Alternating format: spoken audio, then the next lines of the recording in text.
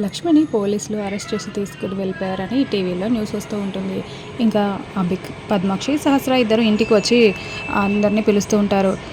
రండి లక్ష్మి ఫ్యాన్స్ అందరూ ఈ హాల్లోకి రండి అని పిలవడంతో ఇంకా యమున, వసుధ వాళ్ళందరూ కూడా హాల్లోకి వచ్చి ఉంటారు.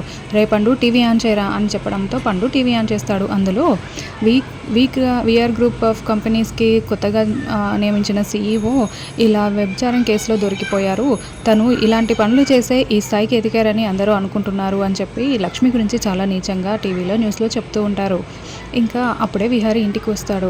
యమున చాలా షాకింగ్గా టీవీలో చూస్తూ ఉంటుంది.